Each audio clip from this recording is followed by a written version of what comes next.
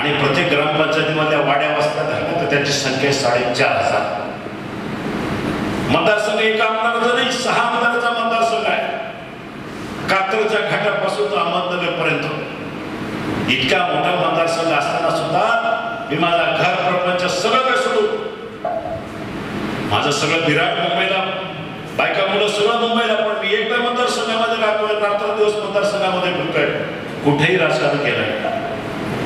आणि हा मतदारसंघ खऱ्या अर्थानं इतका जपला, इतका वाढवला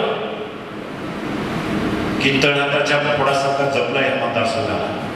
आज प्रत्येकाला वाटतं की मी उठायचं, मला खासदार व्हावं, माझं काय हे नाही आहे, इच्छा असाव्या. पण ह्या इच्छा असताना तुम्ही पहा की तुमचं योगदान काय. अरे हा राष्ट्रवादी काँग्रेस पक्ष, तुम्ही विकास केला म्हणताय, मग 15 वर्ष ह्या पठ्ठ्याच्या पुढे तुम्हाला उमेदवारच मिळेना आणि मला पराभव करायला निघाले. मी तर माझा चौकार मारायला तयार आहे. बॅट घेऊन मैदानात उभं आहे, समोर बॉलरच बॉलिंग करायला तयार नाही. बॉलर आला की तो म्हणतो नाही मला बॅटिंग नाही, बॉलिंग नाही करायची. 1 आला, 2 आला, 3 आला, 4 आला, सगळे पळतात. मला हे कळत नाही की कारण याचं फक्त एकमेव सांगतो की हे आम्ही प्रामाणिकपणे मतदारसंघामध्ये काम केलं. आणि म्हणून राष्ट्रवादीचं दुखणं हे आहे की ह्या माणसाला कसं पराभूत करायचं. तुम्ही किती रणनीती आखा, तुम्ही कुणालाही आणा, तुम्ही जातीपातीचं राजकारण करा, पण ह्या मतदारसंघातल्या खासदाराला हरवणं तुम्हाला कदापि शक्य होणार नाही. कारण ह्या भागातली जनता माझ्या पाठीशी खंबीरपणे उभे आहे. माझं आणि या जनतेचं प्रेमाचं नातं आहे, म्हणून मला हे शक्य. अनेक वर्ष आता मला सांगा की आता तर या देशाची परिस्थिती वेगळी झाली. गेल्या 15-20 दिवसापूर्वी या देशावर घाला झाला. 40 जवानांना मारलं पाकिस्तानने. यापूर्वी सुद्धा 150 निरपराध लोकांना मुंबईमध्ये विटी स्टेशनवर बॉम्बस्फोट करून कसाबनं मारलं, सगळ्या पाकिस्तानानं मारलं. त्यावेळेच्या सरकारमध्ये एवढी धमक नव्हती की पाकिस्तानवर हल्ला करायची. पण जेव्हा आमचे 40 जवान मारले तेव्हा आमच्या निधड्या छातीच्या पंतप्रधानांनी डेअरिंग केली आणि पाकिस्तानवर हमला करून 300 लोकांना गारद केलं. याला म्हणतात 56 इंचाच्या छातीचा पंतप्रधान. हाय होती यापूर्वी भारतामध्ये शासित कोणाची हिंमत. आज भारताचा माणूस म्हणतो की पंतप्रधान असावा असा, आणि हे करून दाखवलं या सरकार. शेतकऱ्यांच्या प्रश्नाविषयी बोलतात. शेतकऱ्यांच्या शेतीमालाला भाव नाही, बरोबर आहे. आम्हाला सुद्धा त्या गोष्टी पटत नाही, म्हणून आम्ही जरी सत्तेमध्ये असलो तरी काही वेळेला रस्त्यावर सुद्धा उतरतो, कारण शेतकऱ्यांची बाजू आमच्या दृष्टीने महत्वाची. पण काही निर्णय आम्हाला घ्यावे लागले चांगल्या सरकारच्या शेतकऱ्याच्या हितासाठी. तर सुप्रीम कोर्टाने सांगितलं जेव्हा ह्या महत्वाच्या केसेस आमच्यात निपटल्या जातील त्याच्यानंतर आपण बैलगाड्या शर्यतीच केस घेऊ. पण याला सगळा वेळ लागतोय. आता याच्यामध्ये माझ्या विरोधी पक्षाचं म्हणणं आहे तुमचं सरकार होतं, तुम्ही काय नाही केलं. सुप्रीम कोर्टाच्या पुढे सरकार काही करू शकत नाही. सुप्रीम कोर्टापुढे राम मंदिराची केस 25 वर्षापासून चालू आहे. तिथं पंतप्रधान सुद्धा काही करू शकत नाही, सरकारही काही करू शकत नाही, ते खासदार काय करणार. म्हणून तसं सुप्रीम कोर्टाने आता सांगितलंय की तुम्ही आता कदाचित मे महिना, जून महिना, जुलै महिना या 3-4 महिन्यामध्ये तुम्हाला केस मिळेल आणि त्याच्यामध्ये पहिल्या केसमध्ये तुमचा निकाल लागेल, तुमच्या बाजूने निकाल लागू शकतो, पण तोपर्यंत तुम्हाला थांबायला पाहिजे. सरळ सोपी गोष्ट आहे. आता मला विचारतंय कोण ज्यांचा बैलगाडा शर्यतीशी संबंध नाही, जे 10 वर्ष झोपून राहिले, ज्यांना काही संबंध नाही. इकडं तुमचा खासदार आंदोलन घेतोय, तुमच्या खासदारावर 307 ची केस आहे, 4-5 केसेस आहे. मी भांडतोय, पण आता माझ्या निवडणुकीमध्ये काही बैलगाडा मालकांचे नावं पुढे करून लोकसभेच्या निवडणुकीवर बहिष्कार बाकीचे चोर राहिले सगळे बाजू. बरं काही लोकांनी विचारलं बाबा लोकसभेलाच का विधानसभेला पण पैसे नाही टाका? नाही नाही लोकसभेलाच पैसे. म्हणजे याचा अर्थ तुम्ही समजून घ्यायच्या पाठीमागे किती राजकारण आहे.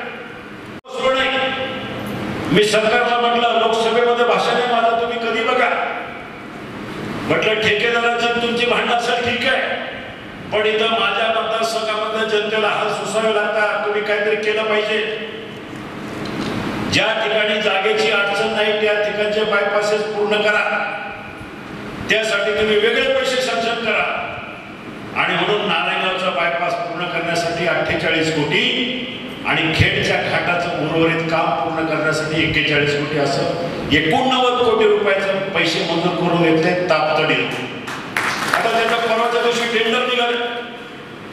आचारसंहितेच्या आतमध्ये जर वर्कआउट निघाले त्याचं काम चालू होईल. हे खऱ्या तऱ्हेचा पाठपुरावा करावा. हे कोणाला माहिती नाही. ही परिस्थिती तुम्हाला मी सांगतो यासाठी की ही वस्तुस्थिती आहे. याच्यामध्ये राजकारण नाही. विमानतळ बैलगाडा या सगळ्या गोष्टी हे त्याला काही नाही. दुसऱ्या बाजूला मी सांगेन की मला 15 वर्ष तुम्ही निवडून दिले की मी लोकांपर्यंत पोहोचलोय की नाही. मी कुणी सांगा कुठल्याही गावामध्ये असं एकही गाव नाही की 15 वर्षामध्ये मी त्या गावात गेलोच नाही. अशी एकही वाडी नाही की 15 वर्षामध्ये मी त्या वाडीमध्ये गेलोय नाही. फक्त निवडणुकीपुरती राजकारण आहे. ही मंडळी बैलगाडा विषय हा फक्त निवडणुकीपुरताच वापरू शकतात. मी बैलगाड्याचं राजकारण कधी केलं नाही. मला म्हणतात की तुम्ही प्रत्येक निवडणुकीमध्ये बैलगाड्याचा शब्द दिला. अजिबात नाही. माझ्या तिन्ही निवडणुकीच्या वेळेला बैलगाडा शर्यती चालू होत्या. त्यामुळं बैलगाडा शर्यतीचा साठी शब्द द्यायची कधी गरजच पडली नाही. आठवतं तुम्ही 2004ला बैलगाडा घाटातच मी प्रचार केला. 2009च्या निवडणुकीमध्ये सुद्धा मी प्रत्येक घाटामध्ये यात्रेमध्ये जाऊन प्रचार केला. आणि 2014च्या निवडणुकीमध्ये सुद्धा बैलगाडा घाटामध्येच प्रचार केलेला. त्यामुळे बैलगाडा घाटाला मालकांना फसवलं असं कधी झालं नाही. ही सगळे प्रामाणिक आहे. समजून घ्या. अहो तुमच्या भावाभावाच्या भांडणामध्ये जमिनीच्या तुकड्यासाठी तुम्हाला 10-10 वर्ष कोर्टाची केस पायी झुंजावी लागते. माझं तर म्हणणे माझ्यासाठी 4 महिने थांबावं होतं.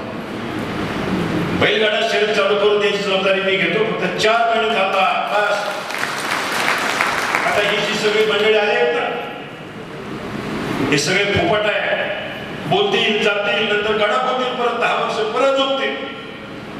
परत त्यांचा पत्ता कट होईल. तर कळणारच नाही. तिकीटच मिळालं नाही. मग काय करणार. हे सगळं राजकारण आहे. आता प्रश्न राहिला हायवेचा की नारायणगावमध्ये ट्रॅफिक होते, खेडमध्ये ट्रॅफिक होते, चाकणमध्ये ट्रॅफिक होते. बरोबर आहे होते ना. रस्त्याचे काम अपूर्ण आहे.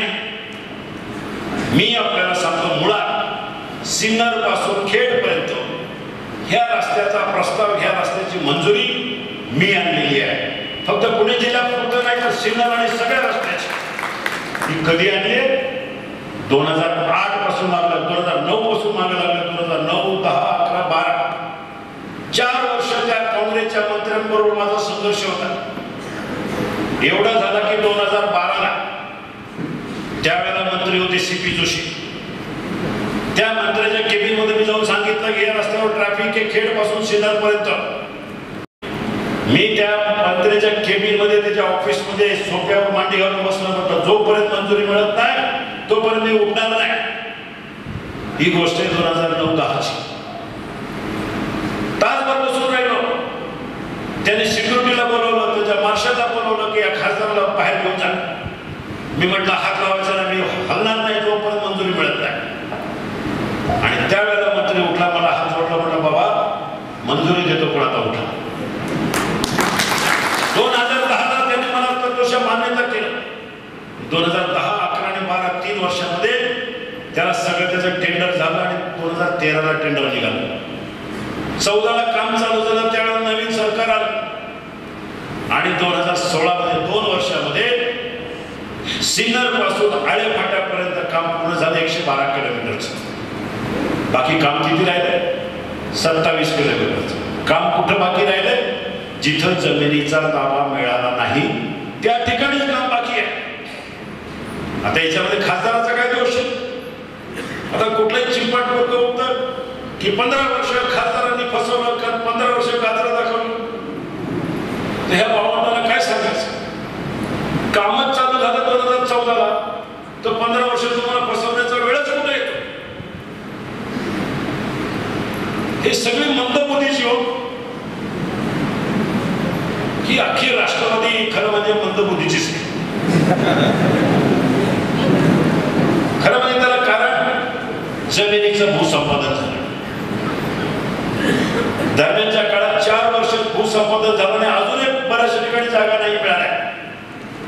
अशा परिस्थितीमध्ये ठेकेदारानं कंपनीनं सरकारवर क्लेम ठोकला की मला 4 वर्ष जमिनीचा ताबा मिळाला नाही, माझं नुकसान झालंय, 500 कोटी रुपयाची भरपाई करून द्या. कंपनी गेली कोर्टात, तो बोंबलत सुद्धा माझं नुकसान झालं, एअरपोर्ट नाही आला. आता त्याचं काय पानाची टपरी, विमानतळ नाही झालं म्हणून त्याचं नुकसान झालं. कारण काय नाही, फक्त टीका करायची.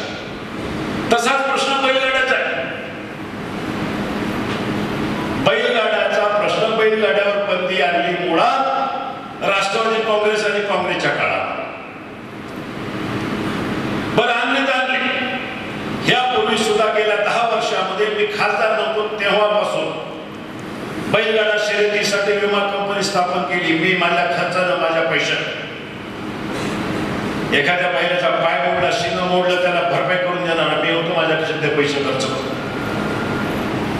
पहिल्यांदा बंदी आली, ते बंदी उठवायला मी कारणीभूत होतो.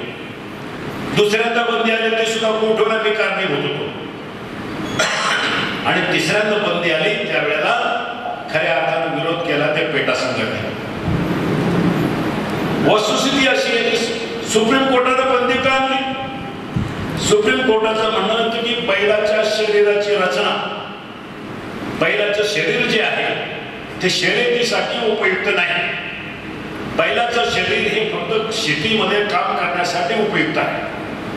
त्यामुळं बैल पळू शकत नाही म्हणून बैलाच्या शर्यतीवर बंदी. त्याच्यावर सरकारनं आणि मी 12 तज्ञ डॉक्टरची नेमणूक केली. रिपोर्ट तयार केला की बैलाची जी जात आहे, खिलार जात, ती बैलगाडा घाटामध्ये पळू शकते, घोड्यासारखी पळू शकते. असा सगळा रिपोर्ट तयार केला. 100 पानाचा रिपोर्ट आहे. सुप्रीम कोर्टामध्ये सादर केला. सुप्रीम कोर्टाने सांगितलं ठीक आहे, आता हा खंडपीठाचा मोठा पेच निर्माण झालेला आहे. घटनात्मक पेच निर्माण झाल्यामुळं हा एक जज किंवा सिंगल जज, 2 जज बेंच नाही, याला 5 खंडपीठातल्या जजेसनी याच्यावर निर्णय घ्यायचा म्हणून खंडपीठ बसेल. आता खंडपीठ बसायचं 5 जजचं ही काही सोपी गोष्ट नाही. गेले वर्षभरापासून हा निर्णय की खंडपीठ बसेल, खंडपीठ बसेल. दुर्दैवानं खंडपीठापुढे काही महत्वाचे निर्णय, तलाक तलाक तलाक, त्याच्यावर काम चालू आहे. दुसरी केस चालू आहे राम मंदिराच्या जमिनीची, त्याला अनुदान द्यायचं. त्याच्यावर टीका व्हायला लागली की दिवसाला 17 रुपये म्हणजे शेतकऱ्याचा अपमान. हा अपमान नाही आहे. हे पैसे जरी लहान असले, कमी जरी असले, तर 6000 रुपये हे 12.5 कोटी शेतकऱ्यांना देतो आपण. 12.5 कोटी देशातल्या सगळ्या गोरगरिबांना सगळ्यांना पैसे मिळतात. अमाऊंट जरी लहान असली त्याची रक्कम 75,000 कोटी रुपये होते. तुम्हाला मी आठवण करून देतो, 7-8 वर्षापूर्वी शरद पवारांनी आणि मनमोहन सिंगांनी देशाभरात कर्जमाफी केली. त्या कर्जमाफीची रक्कम होती 71,000 कोटी रुपये अख्ख्या देशामध्ये, आणि ते सुद्धा एकाच वर्षासाठी केली होती. आणि हे अनुदान आम्ही जे देतोय ते अनुदान 75,000 कोटी रुपयाचं 12.5 कोटी शेतकऱ्यांना आणि प्रत्येक वर्षी देणार आहे. आणि हे करत असताना मी तुम्हाला सांगतो, पूर्वीची शरद पवारांच्या काळामध्ये कर्जमाफी झाली. तुमच्या याच गटामध्ये राजाभाऊ, काही राष्ट्रवादीच्या पुढाऱ्यांना 35 लाख रुपयापर्यंतची कर्जमाफी झाली. इथं गोरगरिबांना मिळालं, सगळ्या घरांमध्ये अनुदान मिळत आहे. याच्यावर तोडगा म्हणून मी सरकारला त्या दिवशी माझ्या लोकसभेच्या भाषणामध्ये मी नरेंद्र मोदी तिथं बसले होते. त्यांना मी विनंती केली की 6,000 रुपयाची रक्कम किमान 10 ते 12,000 रुपये करा. 50 वर्ष अजून काँग्रेस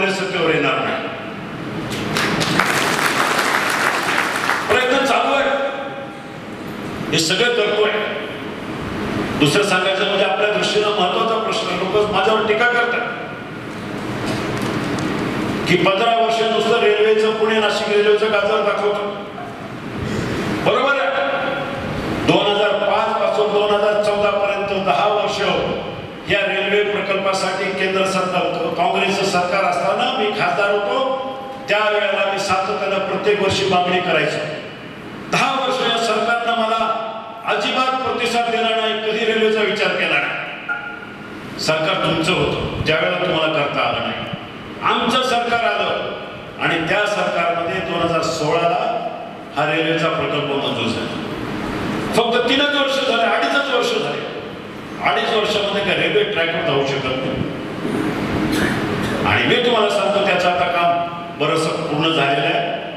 कदाचित आता वेळ कमी राहिला आचारसंहितेला, पण मी तुम्हाला आवर्जून सांगेन, रेल्वेचा प्रकल्प कुठलाही रेल्वे घ्या, अगदी कोकण रेल्वे सारखा प्रकल्प पूर्ण व्हायला 28 वर्ष लागली. मी तर सांगेन की हा पुणा नाशिक रेल्वे प्रकल्प पूर्ण व्हायला फक्त मला 4 वर्ष द्या, अजून फक्त 4 वर्ष द्या. पुण्यावरून निघालेली रेल्वे नाशिकला फक्त 2 तासात पोहोचवची, हा माझा शब्द आहे, ही माझी जबाबदारी आहे, या सरकारची जबाबदारी आहे. तुमच्या काळात काही झालं नाही ही विनंती मला विरोधकांना करायची. आता बस झालं, कधीतरी देशाच्या दृष्टीने चांगला विचार करा आणि मला बिघडून निवडून द्या, नाहीतरी तुमच्याकडे माणसंच नाहीये. कशाला बस खर्च करायचं. असो, निवडणूक आता कधी येते, पण मला या ठिकाणी प्रामाणिकपणे सांगतो, हा माझा शिवसेना पक्ष. मी ह्या तालुक्यामध्ये असेल ते ह्या मतदारसंघामध्ये अनेक वेळा माझ्याविषयी अफवा पकडल्या जायच्या की मी काँग्रेसमध्ये चाललोय, मी राष्ट्रवादी काँग्रेसमध्ये चाललोय. काही लोक कुठल्या पक्षामध्ये 4 वर्ष पण टिकत नाही, पण मी 15 वर्ष माझ्या दृष्टीनं मला मोठं करण्यामध्ये शिवसेनेचं मोठं योगदान आहे, शिवसैनिकांचं मोठं योगदान आहे. आणि मला अनेक वेळा किती ऑफर आल्या, तर माझ्या दृष्टीनं सत्ता असो किंवा नसो, खासदारकी महत्वाची नाही, माझ्या दृष्टीनं शिवसैनिकांना मला दिलेलं प्रेम ते माझ्या दृष्टीनं महत्वाचं आहे. आणि म्हणून आज या तालुक्यात या मतदारसंघानं मला मोठं केलेलं आहे. मी या मतदारसंघातल्या जनतेचं, गोरगरिबांचं आशीर्वाद आणि प्रेम कधी विसरणार नाही. आणि आपल्याला विनंती करतो की येणाऱ्या 2 महिन्यानंतर येणाऱ्या निवडणुकीमध्ये तुमचे सगळ्यांचे आशीर्वाद माझ्या पाठीशी राहू द्या, एवढीच या ठिकाणी विनंती करतो. थांबतो. धन्यवाद. जय हिंद, जय महाराष्ट्र.